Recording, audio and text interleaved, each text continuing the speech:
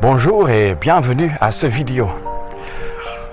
Me voici à côté d'un bateau, mais d'un bateau qui se trouve sur la terre, pas dans les mers, pas dans les eaux.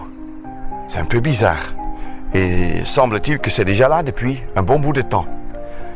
Je me demande ce que le propriétaire pense faire avec, mais ce n'est pas le sujet d'aujourd'hui.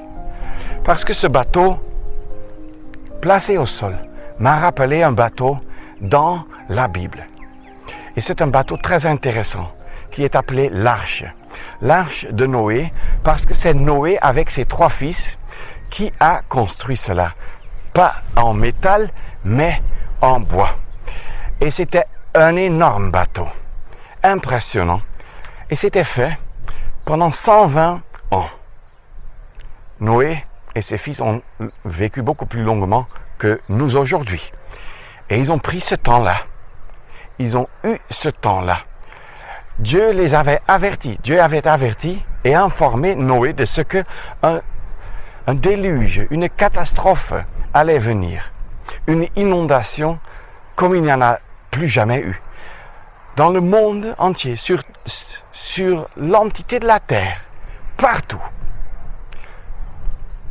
Noé a commencé avec le sol et les côtés et l'intérieur pendant 120 ans. Et les gens passaient et ils se moquaient. Noé, tu es devenu fou. C'est la folie qui a pris possession de toi. Comment est-ce qu'on construit un bateau géant comme ça, loin des eaux? Et Noé a dit, parce qu'il a prêché. En faisant le bateau, il a prêché. Et il a montré, regarde, vous vivez dans le péché, vous vous plaisez dans le péché, dans votre rébellion contre Dieu, dans votre désobéissance, dans l'immoralité, dans l'ivrognerie, dans la fornication, dans le vol, dans le mensonge, dans l'orgueil, ainsi de suite.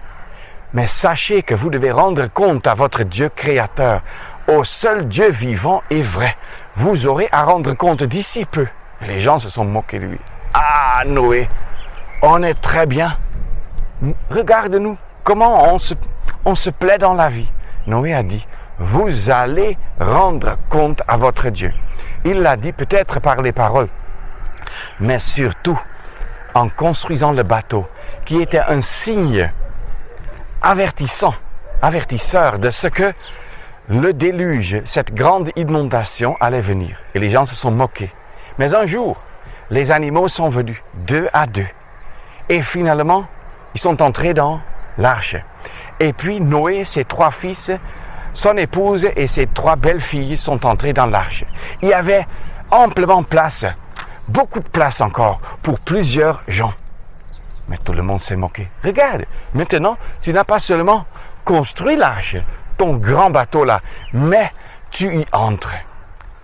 Mais subitement, regarde, sans une main d'homme, la porte se ferme hermétiquement. Ah oui, et qu'est-ce qui se passe ensuite? Les grandes pluies et les eaux d'en bas viennent. Il y a une énorme inondation. Et les gens s'enfuient dans les arbres, sur les toits de leur maison, sur les collines, sur les grandes montagnes. Mais l'eau vient et emporte l'un après l'autre. C'est ce que nous lisons en Matthieu 24. Car, verset 38, Matthieu 24, 38, car comme dans les jours avant le déluge, on mangeait et on buvait, on se mariait et on donnait en mariage, jusqu'au jour où Noé entra dans l'arche, et ils ne connurent rien, jusqu'à ce que le déluge vint et les emporta tous. Ainsi sera aussi la venue du Fils de l'homme. Chers amis, ils se sont moqués, ces gens, pendant 120 ans. Ils passaient devant Noé et ses fils. Dire que, qu'est-ce qu'un grand bâton comme ça fait ici, par terre? Noé a dit, a prêché, en faisant comprendre la punition de Dieu, le jugement de Dieu sur vos péchés viendra et vous n'allez pas échapper. Repentez-vous. Allez dans votre cœur, retournez à Dieu. Se repentir veut dire avoir un profond deuil du cœur, des remords profonds, parce qu'on a déshonoré Dieu. Et on a mal fait ainsi aussi à ses prochains et même à soi-même. Mais ça, c'est moins important. On a insulté et offensé Dieu par les péchés. En parole, en acte, là où on allait, dans nos pensées et dans nos motivations les plus profondes. Dieu est notre Créateur, mais il a été déshonoré par nous, ses créatures. Et qu'est-ce qui est arrivé? Alors qu'ils se sont moqués pendant 120 ans de Noé, la porte fut fermée. Et bien ensuite, le déluge vient. Et ils ne s'en rendent même pas compte. Ils disent, ah, il pleut. Il pleut beaucoup, hein, il pleut longuement, oui. Mais ils n'ont pas compris que c'était le début de leur fin. Et ainsi, chers amis, nous devons aussi comprendre, il y a un parallèle. Tous ces gens se sont noyés. Pas parce qu'il n'y avait pas de salut, mais parce qu'ils ont refusé le salut. Et il en est de même de nos jours. Beaucoup de gens entendent la parole de Dieu, entendent le message de l'Évangile, la bonne nouvelle qui dit « Vous êtes un pécheur perdu, vous êtes sous la condamnation juste du Dieu juste et saint. » Et qu'est-ce qu'on fait? On se moque. On se dit que je m'en fiche, ma vie me plaît, le péché, les filles ou les garçons, l'alcool, le vol, c'est bien. Et l'orgueil, et le désir de la richesse, de toujours vouloir devenir plus riche, qui prend possession des gens et qui devient leur idole, tout cela, ça nous a séparés de Dieu.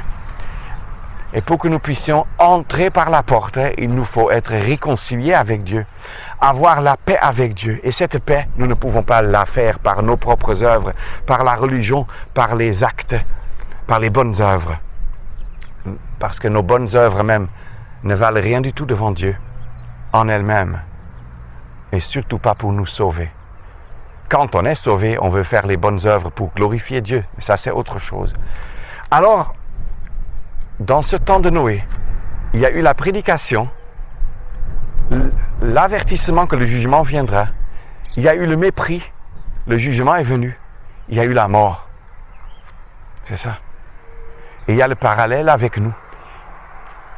Le jugement repose sur nous. Dieu nous avertit. Repentez-vous, revenez vers moi. Que vos péchés soient pardonnés. Parce qu'avec vos péchés, vous ne pouvez pas entrer au ciel. La porte ne peut pas vous être ouverte tant que vous êtes lié à vos péchés. Voilà la réalité. Et qu'est-ce qui arrive? Dieu vous offre alors le salut, le pardon des péchés. Mais il faut vous repentir, revenir à Dieu, accepter son jugement que vous êtes pécheur perdu et que vous méritez la mort éternelle à cause de vos péchés. Et ensuite, vous pouvez accepter Jésus-Christ comme votre sauveur. Lui, il a dit, « Je suis la porte. Si quelqu'un entre par moi, il sera sauvé. » Mais cette porte, un jour, sera fermée, non pas par les hommes. Ce n'est pas moi qui vous juge, ce n'est pas moi qui vous offre le pardon, ce n'est pas moi qui vais vous fermer la porte, mais c'est Dieu qui vous juge, Dieu qui vous offre la repentance, le salut, le pardon. Cette option de vous repentir, dois-je dire. Cette possibilité. Il vous supplie d'être réconcilié avec lui, mais il ne vous contraint pas. Le choix est devant vous.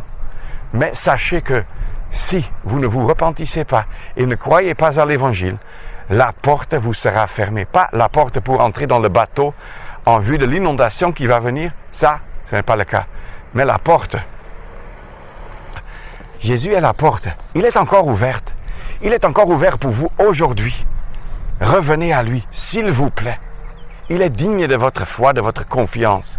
Et autrement, quand la porte sera fermée, vous n'allez pas vous noyer, mais vous allez en enfer, loin de Dieu, dans la punition éternelle. Ce serait trop sérieux.